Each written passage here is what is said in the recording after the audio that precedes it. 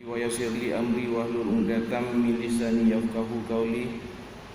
La haula wala quwwata illa billahil aliyyil azim. Alhamdulillahi rabbil alamin wassalatu wassalamu ala wa rasulil mujtaba amma ba'd. Syukur alhamdulillah, syukur kepada Allah. Syukur kepada Allah di atas segala nikmat yang telah Allah SWT kurniakan.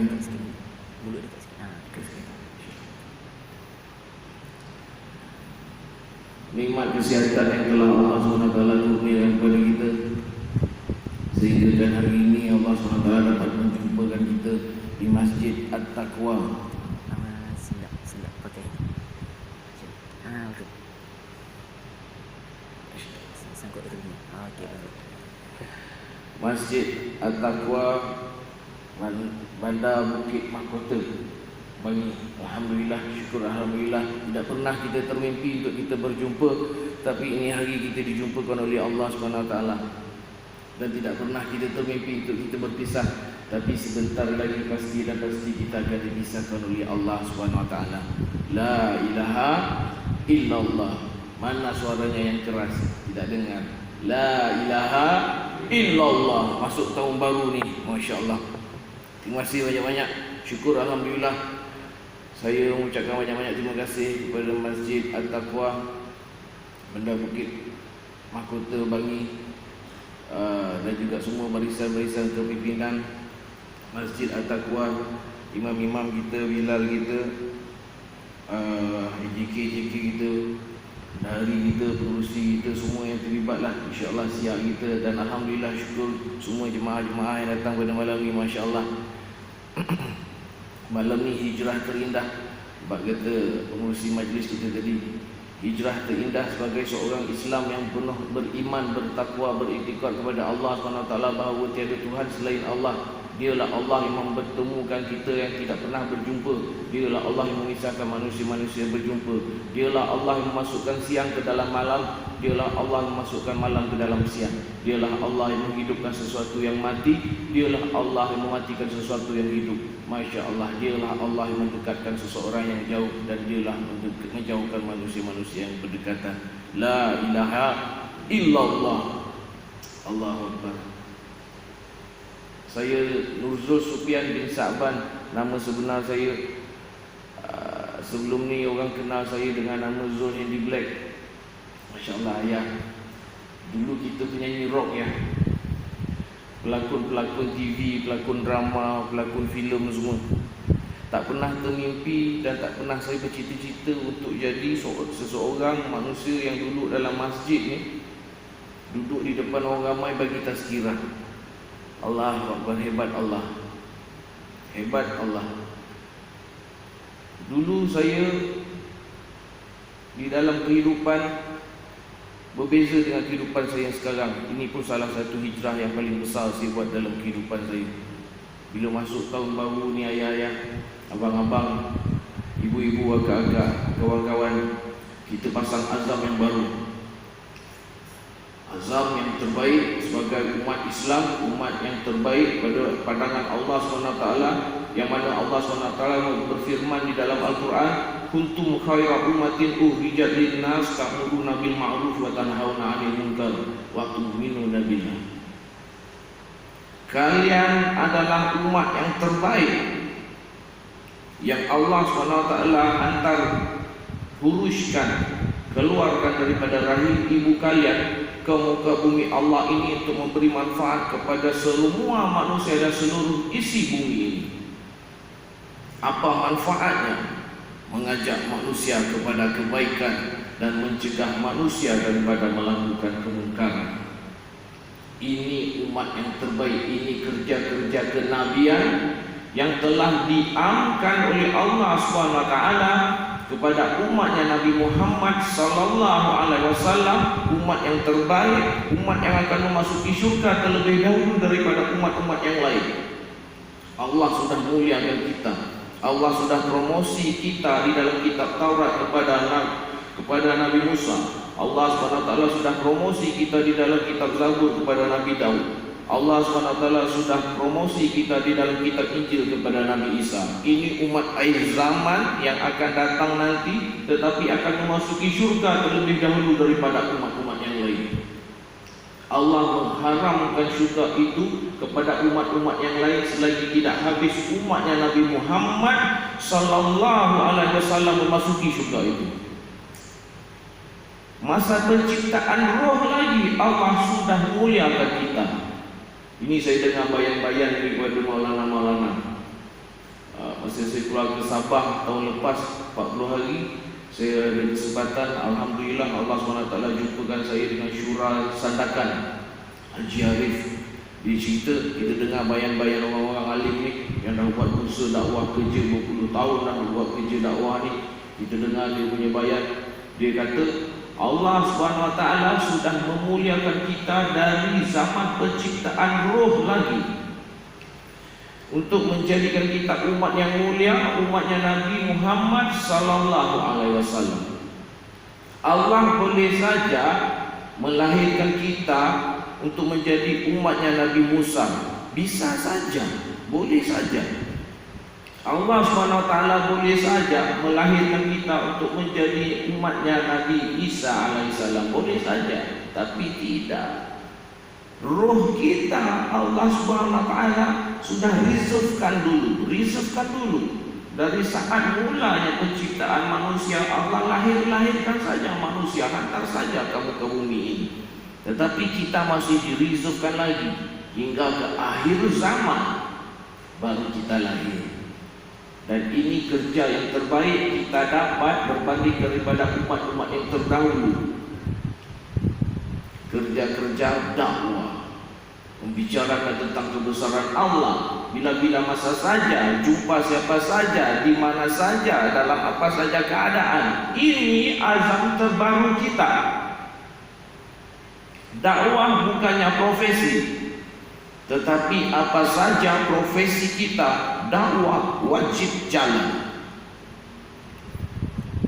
Seorang dokter bicara kepada pesakit, bang, ini sakit ni abang, kalau apa ni abang makan ubek ni kan, abang makan ubek ni.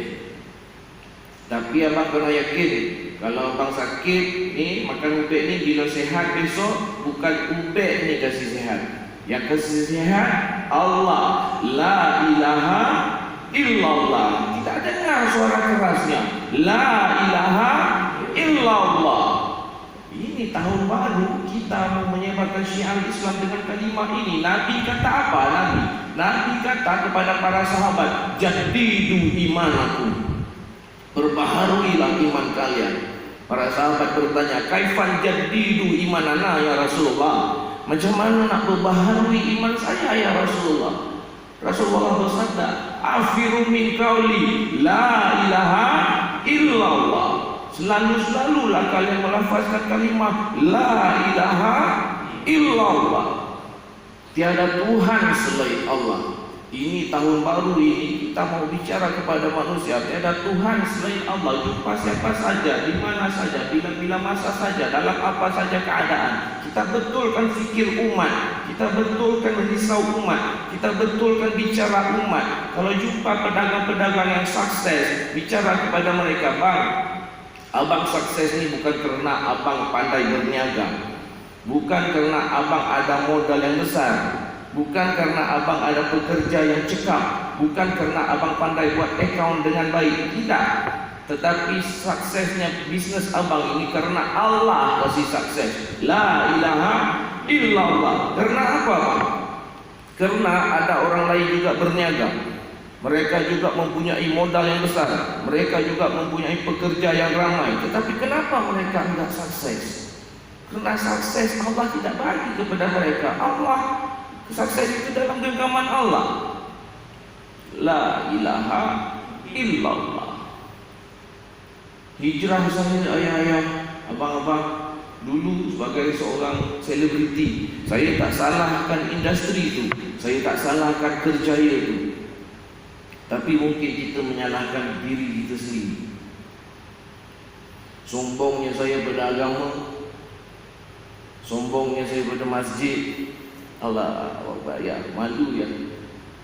Tapi ini baru sikit Allah tunjuk aib saya. Banyak lagi aib saya yang Allah jaga, alhamdulillah. Tapi inilah hijrah dalam kehidupan ni. Manusia berfikir, saya tanya kepada setiap manusia yang saya jumpa masa saya jadi selebriti dulu, apa maknanya sukses bang dalam kehidupan? Seorang doktor katanya sukses bila saya mempunyai klinik atau hospital saya sendiri. Seorang mekanik mengatakan dia akan sukses bila dia mempunyai workshop dia sendiri. Seorang tukang masak, dia kata dia akan sukses bila dia ada kedai makan dia sendiri, ada restoran dia sendiri. Seorang lawyer, dia kata dia akan sukses bila dia mempunyai firma guaman dia sendiri. Tapi sayang bang, manusia kurang faham sebenarnya sukses, bahagia, berjaya. Dalam Al-Quran, Allah tidak ada firmankan pun sebaris ayat maupun sepatah perkataan kebahagiaan, sukses ataupun kejayaan itu ada hubung kaitnya dengan rumah yang besar, dengan firma guaman, dengan klinik, hospital, restoran, kedai makan. Enggak, tidak ada bang. Selebriti saya tanya, bang, mana sukses apa bang masa saya mula-mula jadi penyanyi dulu? Inilah janjiku, insan yang mengenal arti, sepi yang tiada sepi, sepi lagi. Nyanyi untuk makhluk. Sekarang saya hijrahkan lagu itu. Tinggal kau harapan, satu-satunya sandaran, jalanku pulang ke jalan yang terang. Ilahi, aku merayu pada kau yang bernama Ilahi. Saya tanya kepada penyanyi, ayah-ayah, maknanya sukses bang apa bang?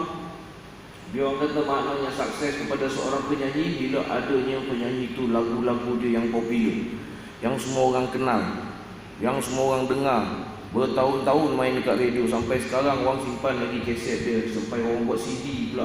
Wah, itu sukses. Kita masuk pula bidang-bidang lakonan ayah-ayah.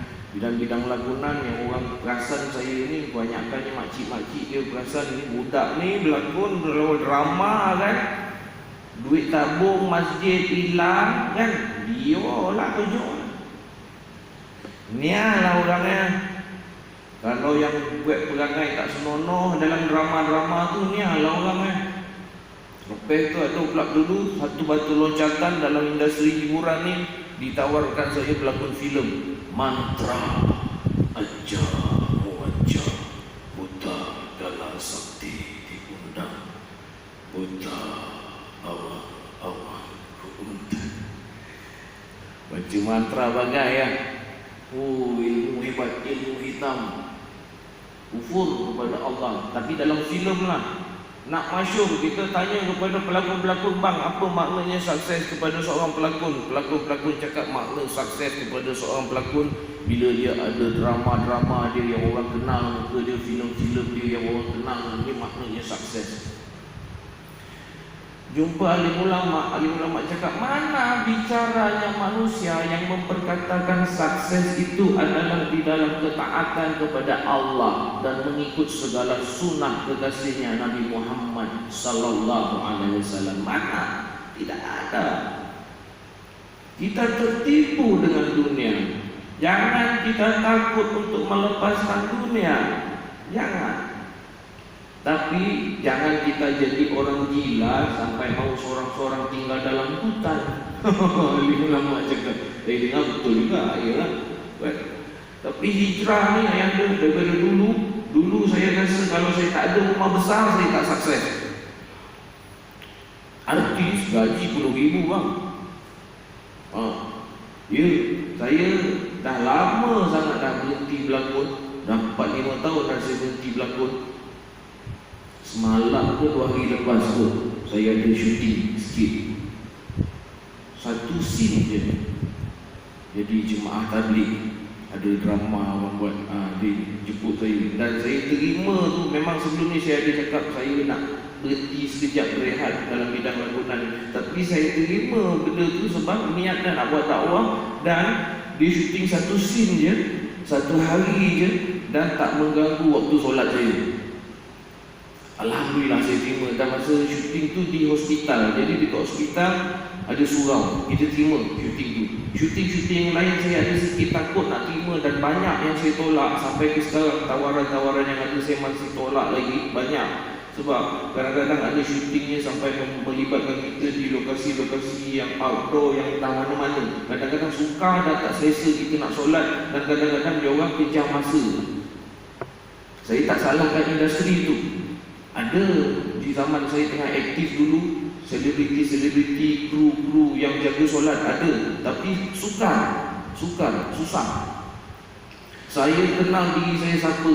Dulu saya pernah terlibat dalam bidang tu. Saya tak pernah jaga solat langsung pun. Asyik nak jaga skrip dengan dialog je. Hafal skrip dengan dialog je. Kadang-kadang orang pergi solat, kita tak solat. Tapi sekarang bila kita faham benda ni, Masya Allah. Hijrah ni yang ada. Bila saya tanya kepada ustaz-ustaz pernah dulu masa mula-mula saya nak hijrah 5 tahun yang lepas. Masuk tahun ni dah 6 tahun lah, 6 tahun. Sebab titik tolak permulaan hijrah saya adalah apabila ayahanda saya meninggal. Masa tu saya tengah popular jugalah. Masa tu kalau ikut gaji saya syuting filem satu hari 1,000. Kalau saya terlibat, saya kalau dapat offer filem je, saya cakap tengok jadual. Skrip tak nak tengok jadual syuting. Berapa hari yang kita terlibat? Wah, Abang Zul terlibat 25 hari. Kita tahu dah gaji kita 25,000 dah untuk cerita tu. Aku tahu dah. Syuting kadang-kadang sebulan je bang. Tapi dalam sebulan ni kita terlibat dalam 2 minggu je 25,000. Tapi tak kenal Allah, tak kenal Nabi Muhammad sallallahu alaihi wasallam, tak kenal masjid. Masa tu motor Harley Davidson saya pakai 2 biji. Tak sampai masjid ya. Motor mahal, 120,000 sebiji 180,000. Tak sampai masjid. Nyata itu tipu daya dunia. Maulana bisik. Kita kadang dengar segan dan kita menangis. Oh, kita faham hijrah yang terindah ni yang saya faham sekarang. Apabila kita kembali ke jalan Allah, jalan agama, kembali kepada Allah, ini paling best punya hijrah. Dulu saya rasa best hijrah daripada kampung Negeri Sembilan. Ada tak wali saya kat sini? Ada? Saya daripada Negeri Sembilan, Seremban. Asal lahir boleh bilang. Hijrah ke KL masa nak jadi selebriti tu, kita rasa seronok. Oh, inilah indah dalam hidup aku ni. Bertukar kerjaya. Daripada pelukis jalanan, saya dulu kat kaki 5 je melukis kat Seremban dulu. Pelukis jalanan je saya ni asalnya.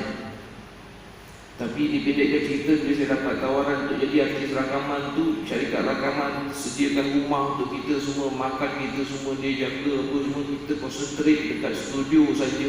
Kita rasa indah dah hidup masa tu.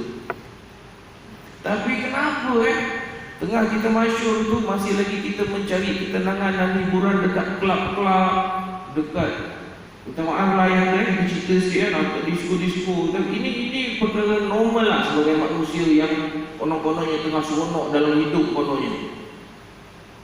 Maulana cakap nikmatnya kemaksiatan, nikmatnya kemungkaran. Tapi kenapa masa tu kita pergi karaoke, kita pergi pub lah, apa benda tu semua, kelab lah, kenapa tak bahagia? Tetap juga tak bahagia. Abang Zul, kau lihat saja negara yang maju sana, berapa ramai jutawan bilioner, tapi masih saja ada lagi yang terjun bangunan bunuh diri. Kenapa? Nyata karena Allah tidak kata kebahagiaan itu ada hubung kaitnya dengan duit yang banyak, rumah yang besar, kereta yang mewah, pangkat yang tinggi, darjat yang besar. Tidak. Allah SWT boleh saja menghinakan raja-raja itu tanpa menarik tahta kerajaannya dan istananya. Allah boleh menghinakan dia seandainya dia tidak bertakwa kepada Allah. Tanpa Allah menarik tahtanya, Allah tetap boleh menghinakan dia. Allah SWT tetap boleh memuliakan manusia-manusia yang tidur di kaki lima dan makan daripada sisa-sisa tong sampah sekiranya dia bertakwa kepada Allah tanpa memberikan dia rumah besar, tapi Allah berikan dia kemuliaan dan kebahagiaan. Allah perintahkan kemiskinan pergilah kepada kekasihku itu, berdampinglah dengan dia dan berikanlah dia kebahagiaan. Berapa ramai orang miskin yang beriman kita lihat dia bahagia saja. Hidup simple, masalahnya simple. Handphonenya Nokia yang RM80 itu saja. Alah, tertinggal dalam kereta. Saya pakai Nokia RM80 itu. Ini saya nak buat live je ni, sebab nak buat video. Tak pakai sangat pun phone. Bila kita iktikaf dekat masjid ayah-ayah, ada orang, kita bayangkan ada orang yang handphonenya iPhone 10. Saya Nokia RM80 tu. Malam nak iktikaf tu, nak tidur tu, kita minta izin dengan pihak pengurusan masjid semua untuk charge handphone apa semua, dan kita ada bagi sumbangan juga dalam tabung apa semua. Siapa yang tidur lena malam tu? Yang iPhone 10 ni kejap-kejap tengok handphone, kejap-kejap tengok handphone, tak lena tidurnya. Yang handphone RM80 itu tidurnya lena saja. Simple life, simple problem. Hebat ya. Tapi Allah SWT ambil ayahanda Zain. Masa tak cukup sangat lah kan. Banyak kita nak kongsi pengalaman Zain, hijrah Zain. Ayahanda Zain meninggal 6 tahun yang lepas, 8 hari bulan 11 hari bulan 8. Dia Masihi lah. Dia hijrah, dia Ramadan meninggal dia.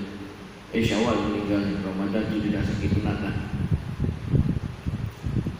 Ayahanda saya meninggal, masa tu tengah masyur ayah-ayah.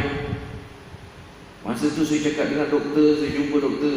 Ayahanda saya stroke 3 tahun dah sebenarnya, tapi terbalik je lah. Tapi bila dia dah kritikal tu dekat hospital, saya cakap dengan doktor, doktor please do the best for my father.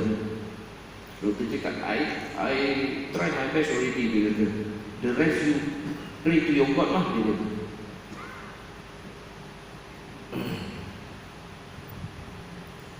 Jumpa manusia lain pun, manusia lain jemaah-jemaah tabligh masa tu saya baru kenal. Dia orang dah tasydih saya 2 tahun dah masa tu, saya tak ikut lagi. Tapi masa tu dia tasydih Bazul. Yakinlah Rasul Allah kuasa, makhluk tak kuasa. Saya biasa dengar benda tu. Allah kuasa Bazul, makhluk tak kuasa. Doktor kita kata berapa pun lah doktor, saya try, saya akan bayar. You do lah the best. Doktor cakap you pray to your God. Lepas tu yang tu saya meninggal. Tak guna ayah, duit banyak pun tak guna, tak boleh buat apa pun sebenarnya. Pernah saya berkawan dengan orang-orang yang hebat, orang kaya, pergi hospital. Orang kaya bil hospital ni satu hari bilik itu lelang 500 ke 600 ke 700 macam tu lah. Saya tanya bang, sekarang abang apa abang nak ni? Datuk lah. Orang ni sukses dalam perniagaan. Bang, saya kenal dia bang. Sekarang abang nak apa lagi bang dalam hidup? Aku nak sehat Zul. Aku nak buat amal ibadat ni. Duit nak bang? Tak nak. Emas itu benda bang macam ni. Tak nak, tak ada nilai. Makannya pakai straw saja. Ayahanda saya pun sebelum meninggal tu pun macam tu, tak makan semua pakai tiup, minum air semua masuk jarum lah apa semua. Saya tengok ayahanda saya cakap, mana hilang kekuatan dia. Dulu dia okey je main badminton semua, jogging semua. Ni sifat cukup kepala ada, tangan 2, kaki 2, badan tak ada cacat apa, tapi tak boleh bergerak. Kenapa makan nak mengunyah pun tak boleh. Masa tu saya perasan Allah kuasa, makhluk tak kuasa. Aduh, ayahanda saya meninggal, pelan-pelan saya ikut jemaah tabligh, keluar setiap bulan 3 hari. Maulana cakap kita dapat Allah Abang Zul, kita dapat segala-galanya. Kalau kita hilang Allah, kita hilang segala-galanya. Tak apa kita hilang pekerjaan kerana Allah, tapi jangan kita hilang Allah kerana pekerjaan. Tak apa kita hilang ayah kerana Allah, tapi jangan kita hilang Allah kerana ayah. Tak apa kita hilang populariti kerana Allah, jangan kita hilang Allah kerana populariti. Saya fikir balik dia popular semua, duit banyak semua, ayah saya sakit apa semua, saya tak boleh buat apa. Masa ke bumi dengan dia tu baru kita nampak cakap ni, kalau akulah yang meninggal ni, apalah bekalan yang aku ada. Dulu masa tu ayah-ayah, bang, cuak dan cuak bang. Jadi hijrahlah saya. Orang panggil hijrah, pada saya kembali kepada fitrah, menjadi umat yang terbaik, umatnya Nabi Muhammad sallallahu alaihi wasallam. Sampaikan ada ustaz cakap, Allah SWT kata dalam Quran, ulaika kal an'am. Kalau kita ni, saya dengar ustaz dah saya terus cakap pasal tu. Kita ni sekujur tubuh kita dengan akal kita yang ada ni semua, kalau kita tak buat untuk agama Allah, kita lebih hina daripada seekor binatang. Sekarang ni bang, buatlah kerja dakwah, tak apa. Makan kita sampai sekarang, ayah-ayah dah 5 tahun saya tak syuting, tak konsert-konsert macam dulu, masih happy saya makan nasi. Tak ada pun saya menyempat tidur kat kaki 5 sampai saya kena makan daun kering, kulit kayu kering macam para sahabat kena ujian dulu. Dahsyat. Kita ni masih okey lagi. Alhamdulillah. La ilaha illallah. Allah hebat. Hijrah yang terindah adalah hijrah kembali baliklah kepada fitrah, kembali baliklah kepada Allah, jadi umat yang betul-betul yang pernah berjanji di depan Allah masa alam roh dulu. Kalau Allah kata, ini bukan main-main ni bang. Dunia ni bukan tempat kita tinggal. Dunia ni tempat kita meninggal. Dunia ni bukan tempat kita tinggal. Dunia ni tempat kita nak tinggal kan. Kita nak balik kampung, kita balik syurga Allah. Sekejap je dunia ni, sementara je. Sekejap je. Popular yang saya rasa dulu tu, saya rasakan sampai ke mati saya akan kaya, saya akan popular, saya akan gemilang. 20 tahun je lebih kurang saya duduk dalam dunia tu. Tapi bila dapat kesedaran nak hidup balik betul-betul ni, nak menghidupkan sunnah Nabi dalam hidup apa semua, nak belajar balik kembali kepada agama, perintah agama apa semua, sekarang ni kita rasa tenang tu. Maulana kata inilah dia nikmat di dalam ketaatan ada tu. Kalau taat kepada Allah, orang miskin yang taat kepada Allah sekalipun Allah tetap kasihkan dia kebahagiaan. Yakinlah kau. Nabi Ibrahim bila ditanya oleh para sahabat, bilakah saat yang paling nikmat di dalam hidupmu ya Nabi Ibrahim? Nabi Ibrahim kata, saat aku dibakar oleh Fir'aun Namrus. Saat dibakar itulah adalah saat yang paling nikmat kepada Nabi Ibrahim. Api sifatnya membakar tapi tidak bisa membakar Nabi Ibrahim, sehingga ketika malaikat datang membantu, menawarkan bantuan, malaikat Jibril tanya, ya Ibrahim, apa bantuan yang kau mahu Ibrahim? Katakan, aku akan tunaikan. Nabi Ibrahim jawab apa? Hasbunallah. Hasbunallah. Cukup Allah wa ni'mal wakil. Allah perintahkan api itu dingin, membakar ikatan-ikatan tangan dan kakinya saja. Sehelai bulu roma Nabi Ibrahim pun tidak terbakar. Ini orang yang beriman. Kita mau coba pertingkatkan iman kita dengan perkara-perkara yang sebegini. La ilaha illallah. Allah. InsyaAllah ibu-ibu, ayah-ayah, abang-abang, kakak, boleh boleh kan? Apa saja profesi kita, dakwah wajib jalan. Tukang urut, dia urut, aduh, wak, sakit wak kaki, dia urut kaki, dia berhenti. Ustaz, kalau sakit bilang Allah ya, karena yang sakit itu dari Allah. Okay, wak. Allah. Satu tempat dipijitnya sedap. Best, itu best wak. Dia berhenti. Ustaz, kalau sedap pun bilang Allah ya. Karena yang sakit dari Allah, yang sedap pun dari Allah. La ilaha illallah. Apa saja profesi kita, dakwah wajib jalan. Pada anak-anak, kalau lebih pandai anak kita, bijak anak kita, kita kata subhanallah, maha suci Allah. Nah, siapa kasih pandai nak? Allah. La ilaha illallah. Kenapa nak? Kenapa kau cemerlang nak? Allah kasih kau bijak. Karena ada orang lain, anaknya pun pergi tuition sama juga sama kamu, pergi sekolah sama juga. Kenapa dia tidak cemerlang, kau cemerlang? Allah kasih kau cemerlang. La ilaha illallah. Istri kita cantik, kita bicara saja padanya, Masya Allah, cantik istri abang. Siapa kasih cantik Dinda? Allah. La ilaha illallah. Bang, ayah-ayah, ibu-ibu, sahabat-sahabat semua, inilah dia hijrah yang paling terindah. Kita jadikan azam terbaru kita ini. Minum kat kedai kopi pun bang, ayah-ayah, kita cakap tu, teh tarik sedap, Allah bagi sedap. La ilaha illallah. Sebab apa?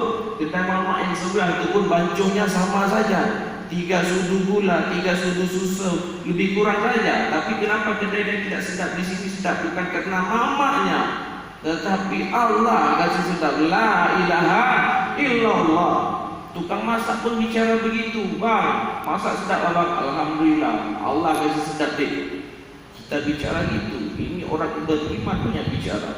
Cuba belajar pertingkatkan iman kita, karena Nabi sudah pesan tadi kan, jadidu imanakum, perbaharuilah iman kalian. Afiru min qauli la ilaha illallah. Alhamdulillah ya Allah. Allahu akbar, syukur. Ibu-ibu, ayah-ayah, abang-abang, kakak, sahabat-sahabat, Zul Handy Black minta ampun, minta maaf kalau ada apa-apa salah silap kata-kata, salah silap bicara gitu. Saya bukanlah alim ulama, saya bukanlah tok guru, bukan siapa-siapa pun kita. Tapi alim ulama ada cakap, dia kata segemuk-gemuk ikan pastikan ada tulangnya, sekurus-kurusnya ikan pastikan ada isinya. Buang saja semua tulang-tulangnya, ambil isi-isinya saja. Kalau ada manfaat yang baik daripada bicara Zul Handy Black, terimalah. Kalau tidak ada, buang saja. Saya bukan siapa-siapa, tapi kita sekarang kita mau praktikan. Tahun baru ini tuh kita mau tukarkan pandangan kita. 2 mata kita ini kita pandang satu kebaikan orang, satu lagi mata kita ini kita lihat keburukan kita. Sebaik-baik orang lain, macam mana? Sebaik-baik aku, baik lagi orang lain. Tukar bicaranya. Seburuk-buruk orang lain, buruk lagi aku. Tukar bicaranya. Kalau mau fikir baik, orang yang lebih tua pada kita, ayah-ayah, abang-abang ni semua ni lebih baik pada saya. Sebab apa? Ni semua lebih berumur pada saya, lebih awal buat amal ibadat, lagi banyak pahala daripada saya. Pada anak-anak yang lebih muda daripada kita, kita cakap ni anak-anak ni semua lebih mulia pada kita. Sebab apa? Dia lebih muda pada kita, kita lebih tua daripada dia, kita lebih dulu buat maksiat pada dia, kita lebih banyak dosa daripada dia.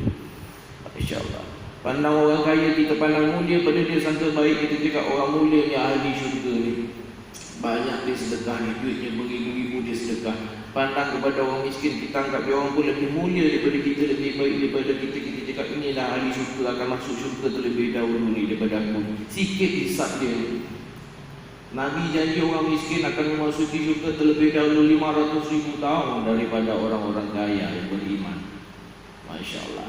Tapi insyaAllah ibu-ibu, ayah-ayah, bicara kita tukar. Kita masukkan kebesaran Allah dalam hati kita. Kita fikir tentang kebesaran Allah. Kita lihat tentang kebesaran Allah. Kita dengar tentang kebesaran Allah. Kita bicara tentang kebesaran Allah. Ini 4 perkara adalah saluran hati. Mudah-mudahan